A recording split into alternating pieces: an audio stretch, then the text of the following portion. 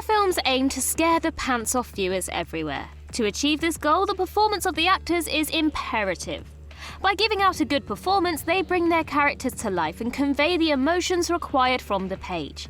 However, not all things work out and can lead to bad acting for a number of reasons.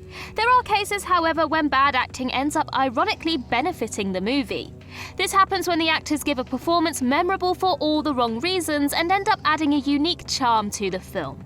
And so, with that in mind, I'm Ellie with What Culture, here with 10 horror movies that actually benefited from bad acting. Number 10. Halloween Resurrection. Halloween Resurrection is infamous for nearly ending the franchise after the goodwill of Halloween H2O 20 years later by killing Jamie Lee Curtis's Laurie Strode in its opening. The movie is considered one of the worst in the series, but features one silver lining in the form of Busta Rhymes' Freddie Harris. Though casting an established musician usually ends up in disaster, Rhymes' out-of-place nature ends up benefiting Resurrection in comparison to his castmates who tried to take the film seriously. We get insane sequences where the rapper spews profanities at Michael Myers and where the two of them wear the same costume. He even busts out some kung fu moves and proceeds to lay a beat down on the iconic slasher. Adding insult to injury, Freddy delivers the killing blow on Michael by jamming an electric cord into Myers' crotch. In a franchise with memorable characters like Laurie Strode, Dr. Loomis, and Jamie Lloyd, it took Busta Rhymes to finish the shape off for good. Number 9. The Evil Dead. 1981's The Evil Dead launched Sam Raimi's career and is a genre-defining film. Though the movie itself is enjoyable for its low-budget scares, the acting is the weakest here, especially compared to its sequels. While this might be considered blasphemy to die-hard fans, Bruce Campbell is just not very good in this film. As Ashley Williams rather than Ash, the actor is not yet the cool and confident hero he'd been known for, and fails to make an impression despite being one of the rare final boys in horror. Yet his amateurish performance, along with the rest of the cast, adds to The Evil Dead's B-movie charm. Their hokey acting manages to complement the film's low-budget scares and proved what Sam Raimi could do with the genre despite having limited means. Number 8. Old. M. Night Shyamalan's films are usually a coin toss. You either end up with something unique and creative, or you get a really bad film.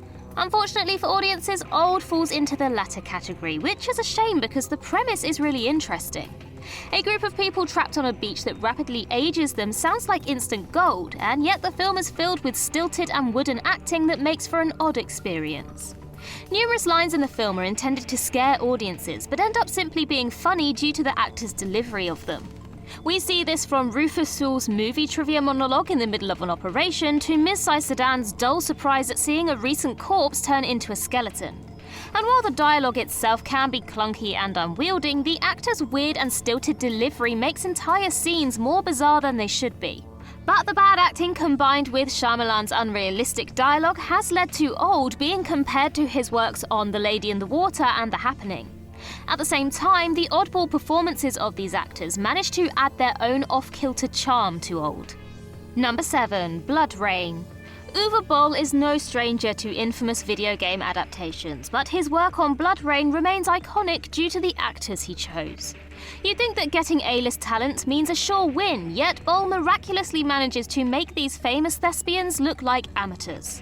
For example, Michael Mazdon's Vladimir has been derided for his poor performance throughout the film. Known for his tough guy roles, the actor just seems hopelessly out of place in a fantasy setting and ends up looking bored and disheveled, with the wig doing him no favors either.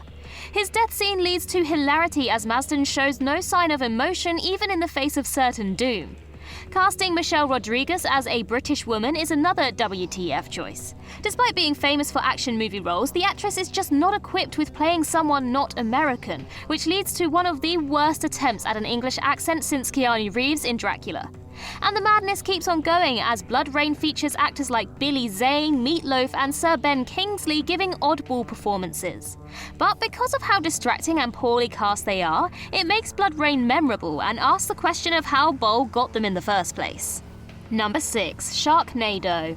Sharknado already grabbed audiences with its goofy premise of a tornado carrying several sharks, but there are several elements that make it so memorable. From the cheesy plot, middling visual effects, and poor writing, combining these aspects made the film popular on the internet. One aspect of the film that binds it all together is the cheesy acting. Though the film has actors who have been in better films like Tara Reid, Ian Ziering, and John Hurd, Sharknado works best with its other cast members like Cassie Skirbo as Nova and Chuck Hittinger as Matt. Sharknado's acting helps the film become the legendary B-movie that it is, and these types of films often work when their performers give poor and cheesy acting that adds to their charm. Number 5. Maximum Overdrive. The prospect of Stephen King doing a feature film seemed like a match made in heaven. The famous horror author's transition to directing could have done his works justice, but instead audiences got Maximum Overdrive. The film fails to live up to its premise and ends up being goofy, which is to be expected when you combine the Green Goblin's face and a truck as your main villain.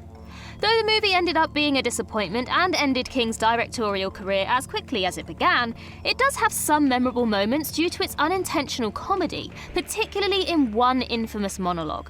Said scene features Ellen McElduff as Wanda June, a waitress at the Dixie Boy truck shop who has a mental breakdown in the middle of the film.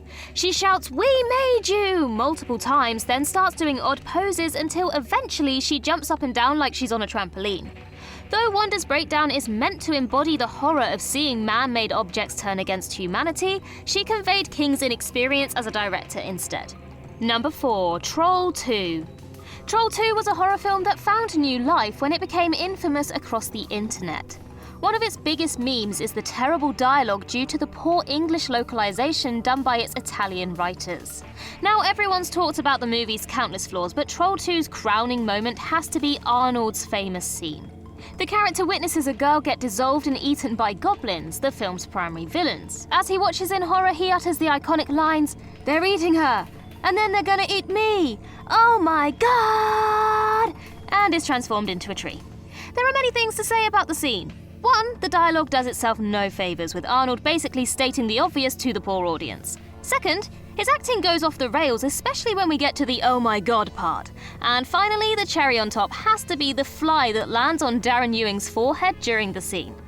It's safe to say that this scene is Troll 2's most recognisable moment, and without it, the movie would have probably disappeared into obscurity. Number 3. The Wicker Man. Nicolas Cage is an actor that gives it his all with his distinct performances. The thespian is known for his immense dedication to the craft, regardless of the film's quality.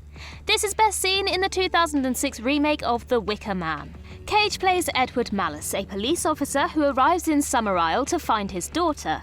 Despite the 1973 original being seen as a horror classic, the remake ends up becoming memorable for the wrong reasons, from its odd imagery to its unintentional comedic moments.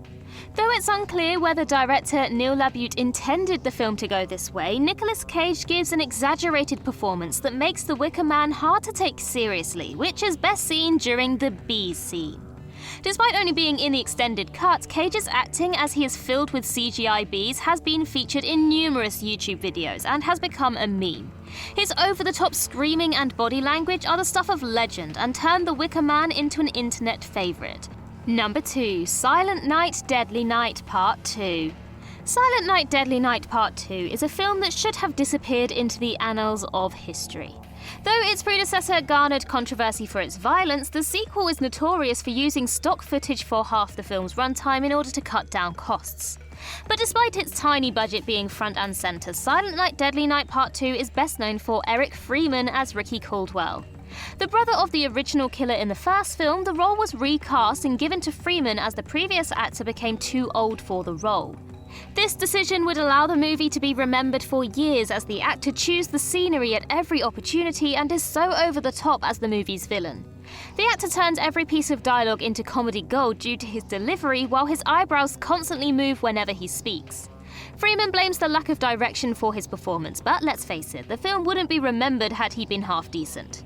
Finally, his iconic moment is during his psychotic rampage where he shouts "Garbage Day" and shoots a random bystander. If you've heard of Silent Night, Deadly Night Part 2, then most likely Ricky's scene is the first thing you've watched.